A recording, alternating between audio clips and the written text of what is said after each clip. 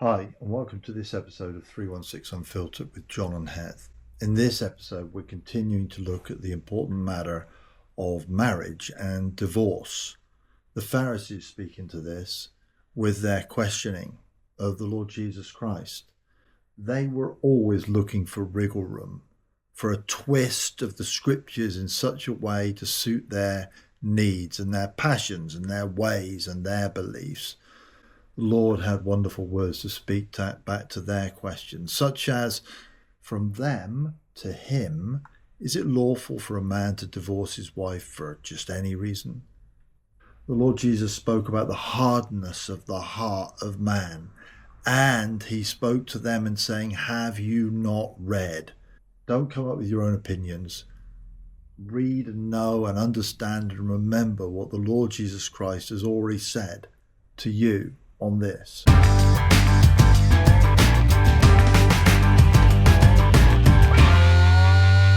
what does he go on to say? They said to him, why then did Moses command to give a certificate of divorce and to put her away?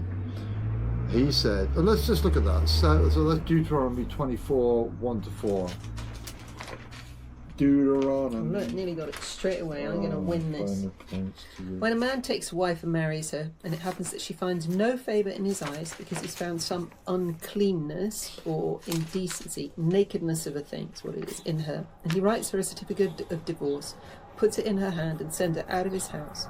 When she has departed from his house and goes and becomes another man's wife, if the latter husband detests her and writes a certificate of divorce, puts it in her hand and sends her out of his house, or if the latter husband dies, who took her as his wife, then her former husband who divorced her must not take her back to be his wife after she has been defiled.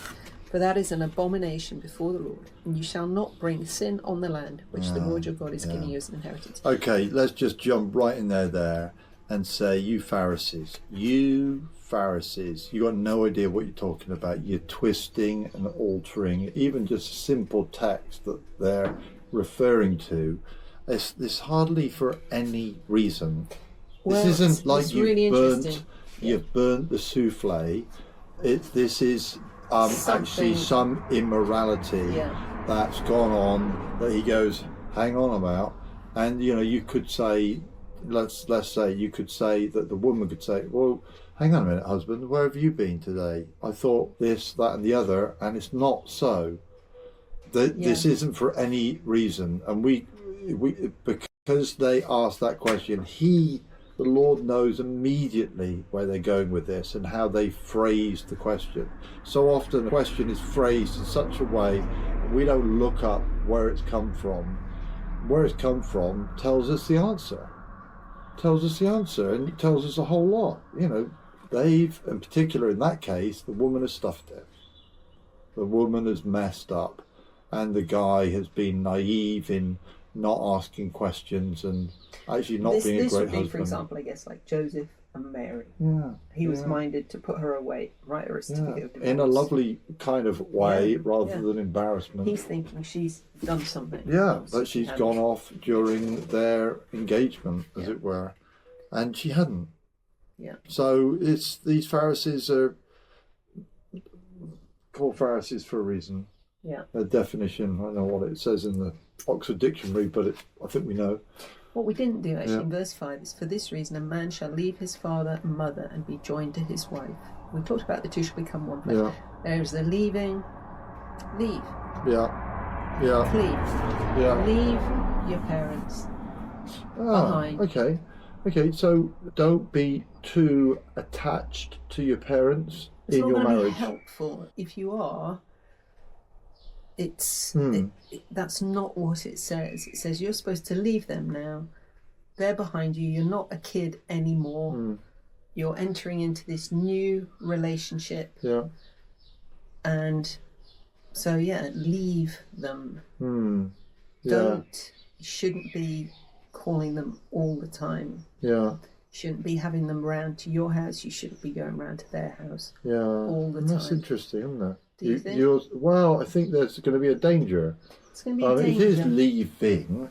It makes me think of a wonderful reality that in my father's house are many mansions. I go to prepare a place for you, for my bride to be here, but it's different with the Lord. Yeah. So that'll be okay. I mean, I was thinking, how many mothers-in-law have caused the problem? How many? Well, they got a name, haven't they? Well, it's interesting, isn't it, that the mother of the husband can actually make life really quite difficult. And I think there are some mums who are a bit protective over their sons, and they don't, they've been looking after their son, and now it's the wife's turn to look after him.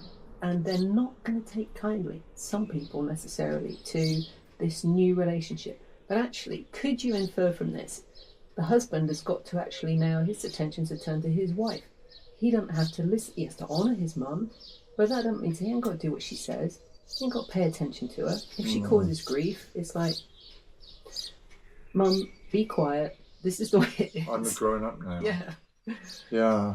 Yeah, I think there's a great danger. So this is a word for mother-in-laws, and for, I'm going to do it, passive fathers and fathers-in-law.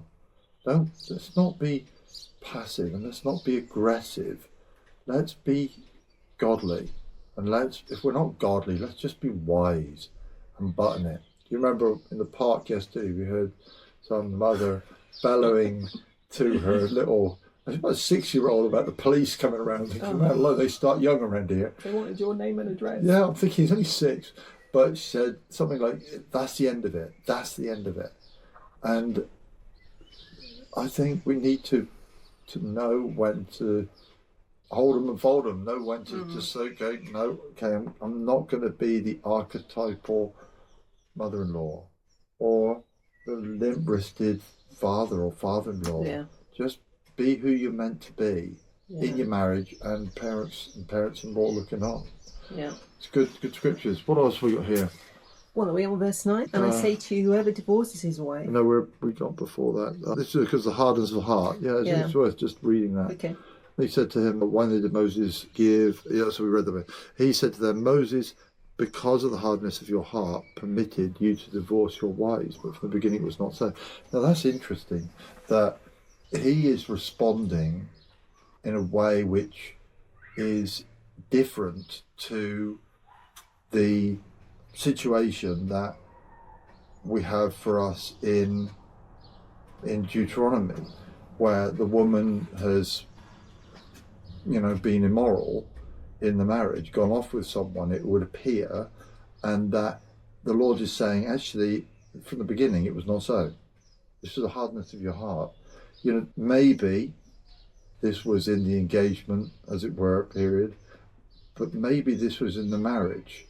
If the woman has gone off, yes, she's guilty, but the husband, or let's say the fiancé, the groom, there is some culpability there as well. And certainly within marriage, if in a marriage the woman goes off, the guy's not completely, the husband's not completely got clean hands in this. I don't believe that. I think there's some problem that the guy has.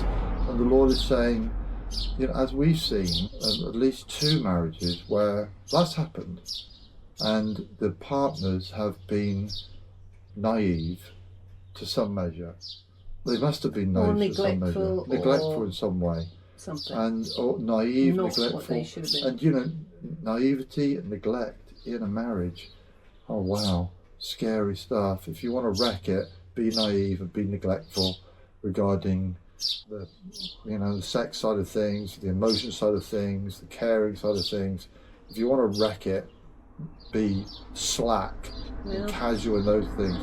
We have seen at least 2 marriages where that has happened, but by God's grace, as it was from the beginning, it's not so in them. They stayed married.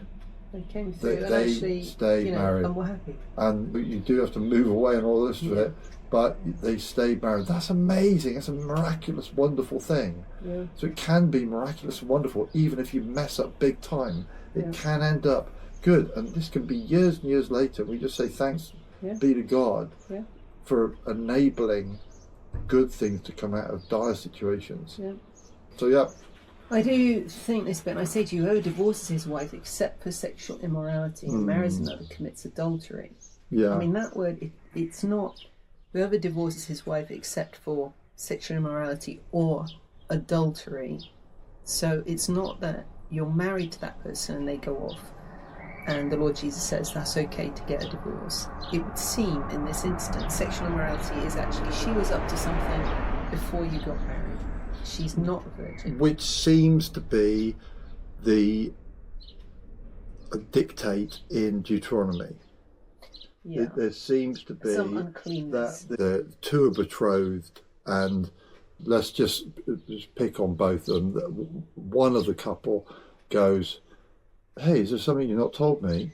Where were you last night?" "Oh, okay, it's off." With great sadness, it's off. And the sadness of that would be awful, would be terrible. This is what this seems to be talking of. But in the engagement, this period of time when there's an agreement to be married and you find out stuff and that hasn't been disclosed, and it's not good. And I say to you, whoever divorces his wife, and this seems to be related to that, except for sexual immorality, seems to be in this lead up to the marriage, and marries another, commits adultery. And whoever marries her who is divorced commits adultery. It seems really easy to commit adultery, and it seems massively commonplace today. What do you say about that? I think. And how do we handle it? I think it's hard because if you read verse 10, it kind of clarifies it. His disciples said to him, "If such is the case of the man with his wife, that actually you can't divorce her except for sexual immorality. You can't marry another if you do because you're committing adultery. And if you marry someone who's divorced, they're committing adultery. If that's the case, then the disciples say it's better for the man with his wife. It's better not to marry." It's interesting because the Pharisees are hearing all this and they don't answer at this point. The disciples chirp in and going, "Wow, we're all stuffed." Yeah, this is too hard. Well, and the impression is that, like pretty much everyone on the planet, we've all been immoral in one way or another. So it's like better not marry, because it's like, how can a man be pure? How can a woman be pure? Is it actually possible? The answer is no.